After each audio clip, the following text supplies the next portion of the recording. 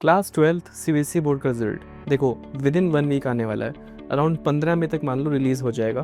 तो अब ये क्यों इंपॉर्टेंट है जब हम एकेटिव काउंसलिंग की बात करते हैं, और जितने भी कॉलेज एकेटिव काउंसलिंग में हैं उनमें आपको क्या बेनिफिट मिल रहा होगा आपके सीबीएसई के 12th के बोर्ड के रिजल्ट से, इसकी बात करेंगे इस वीडियो में। बहुत बहुत नमस्कार, I am Sumit Mishra, welcome back to our channel. मैं हर साल हज़ारों स्टूडेंट्स को गाइड करता हूँ when it comes to active counselling. इस वीडियो में भी हम स्पेसिफिकली एकेटिव काउंसलिंग को ध्यान में रख के सीबीएसई के 12th के बोर्ड रिजल्ट को लिंक करेंगे और आपको ये बताएंगे कि आपको कौन कौन से फ़ायदे और कितने फ़ायदे मिल सकते हैं अपने बोर्ड्स के रिजल्ट से। अब काउंसलिंग की बात कर ही रहे हैं तो जिनकी जेईई मेंस की रैंक आ चुकी है वो चाहें तो नीचे डिस्क्रिप्शन हमारी वेबसाइट है, वहाँ पे जा सकते हैं, प्रेडिक्टर को यूज़ कर सकते हैं, अपनी रैंक पर आपको कौन कौन से कॉलेज ऑप्शन एकेटिव में मिल रहा है वो पता कर सकते हैं। साथ ही साथ नीचे डिस्क्रिप्शन में ही free WhatsApp and Telegram communities का भी लिंक है जहाँ पे मेरे जैसे 30+ काउंसलर्स आपके सारे डाउट्स का आंसर कर रहेंगे। एंड अगर आपको ज़्यादा ही कंफ्यूज हो कि आपको अपनी जेईई मेंस की रैंक के ऊपर कौन कौन से कॉलेज ऑप्शंस मिल रहे हैं, या फिर जो कॉलेज ऑप्शंस मिल रहे हैं वो कैसे हैं, या फिर पूरा काउंसलिंग का क्या प्रोसीजर रहने वाला है, इन सबको लेकर घबरा रहे हो, तो फिर नीचे डिस्क्रिप्शन में हमारे पेड बैच का लिंक है, that is for a very nominal price.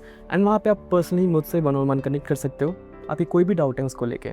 अब बात करते हैं क्या है सीबीएसई रिजल्ट का बेनिफिट जो आपको मिल सकता है एकेटिव काउंसलिंग में। देखो सीबीएसई रिजल्ट का डायरेक्ट एकेटिव काउंसलिंग से कुछ लेना देना नहीं है, क्योंकि जो एकेटिव काउंसलिंग होती है वो जेईई मेंस के रैंक के ऊपर होती है एंड उस जेईई मेंस का रैंक का यूज़ होकर कट ऑफ बनती है एंड फिर आपको वहाँ पे कॉलेजेस मिल रहे होते हैं। बट ये जो 12th के आपके नंबर आते हैं ना, खासकर पीसीएम की जो परसेंटेज आती है, इससे काउंसलिंग में तो कोई यूज़ नहीं है, लेकिन काउंसलिंग के अंदर जितने भी कॉलेजेस हैं, सिर्फ प्राइवेट कॉलेजेस, वो सब डायरेक्टली एक्सेप्ट कर रहे होते हैं इस आपके 12th की परसेंटेज को, एंड उस परसेंटेज के बेसिस पे आपको ब्रांचेस दे रहे होते हैं अपने कॉलेज पे।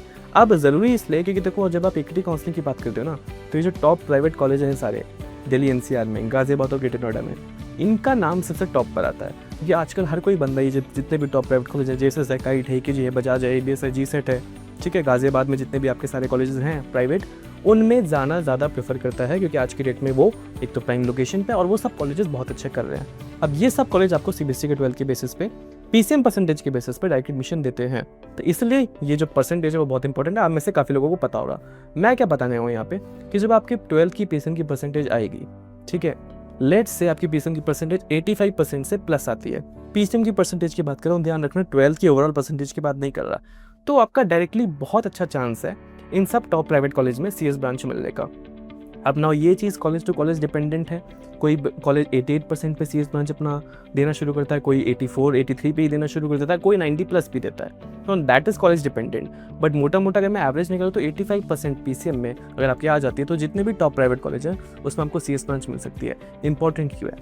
अगर आपकी कुछ रैंक ऐसी है 1.5 लाख, 2 लाख, 3 लाख, 4 लाख, 5 लाख, या फिर जिनकी रैंक बहुत कम भी है जेईई मेंस में लेकिन बोर्ड्स में अच्छे नंबर आ जाते हैं, तो जो अच्छे रैंक वाले हैं ना, लेकिन इतने अच्छे नहीं कि कोई बहुत ही ज़्यादा टॉप प्राइवेट में टीएफडब्ल्यू मिल जाए, या फिर उतने अच्छे नहीं कि बहुत टॉप गवर्नमेंट मिल जाए, नहीं 2 से 4 लाख के बीच में है, एंड जो लोग बहुत पीछे हैं रैंक में, उनके अगर बोर्ड्स में अच्छी परसेंटेज आती है, तो एडवाइजेबल क्या है, क्या मुझे एडवाइस आपको इस वीडियो में देनी है? एडवाइजेबल यही है कि आपको अपनी रैंक पे भी प्राइवेट ही मिल रहा था, एंड जो पीछे वाले रैंक है उनको तो वो भी नहीं मिल रहा था। तो अगर बोर्ड्स के बेसिस पे मिल रहा है तो डायरेक्टली तुरंत जैसे ही बोर्ड्स का रिजल्ट आता है, ध्यान से सुनना इस बात को, कि जो बोर्ड्स के रिजल्ट पर सीट होती है ना, हर कॉलेज में रिजर्व तो होती है बट बहुत ज़्यादा वैकेंसीज नहीं होती। जो पहला स्लॉट आता है तुरंत एडमिशन्स होते हैं, वो सीट खत्म, उसके बाद जब जाओगे 4 दिन बाद तो कॉलेज बोल देगा कि नहीं सीट खत्म हो गई, काउंसलिंग में आओ।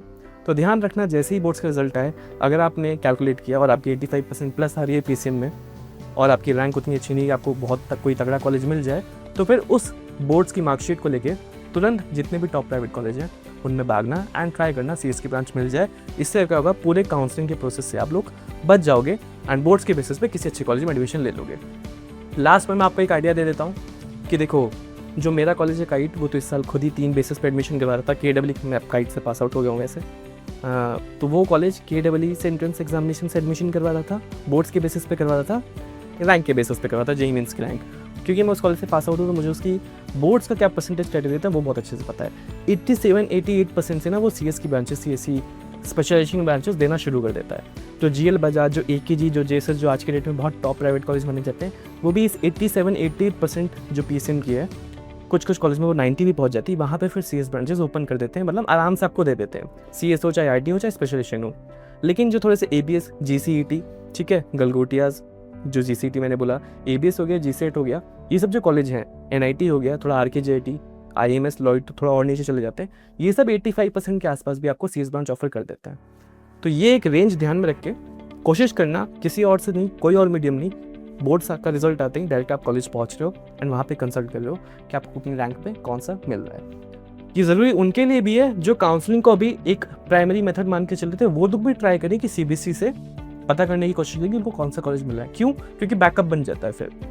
ठीक है, काउंसलिंग में मुझे ये मिल रहा है, सीबीएसई के बोर्ड के बेसिस पे ये मिल रहा है, ये अभी मिल रहा है, ये 4 महीने बाद मिल रहा है, या फिर मान लो ये अभी नहीं मिल रहा है, ये 4 महीने बाद मिल रहा है, लेकिन ये जो है वो मेरा बैकअप है अभी।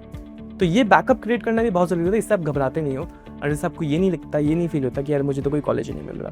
तो ध्यान रखना, बोर्ड्स के परसेंटेज इंजीनियरिंग में, बीटेक में, दिल्ली एनसीआर में आज की डेट में बहुत ज़्यादा वैल्यू होल्ड करते हैं एंड उसको मिस मत करना। यही बताना मुझे इस वीडियो में। सारे इंपॉर्टेंट लिंक्स डिस्क्रिप्शन में दिए गए हैं। Do join all the communities, do look for the paid batch and do visit the website, वहाँ पे आपको काफ़ी डिटेल्स मिल जाएंगी। Thank you so much for listening me. Thank you.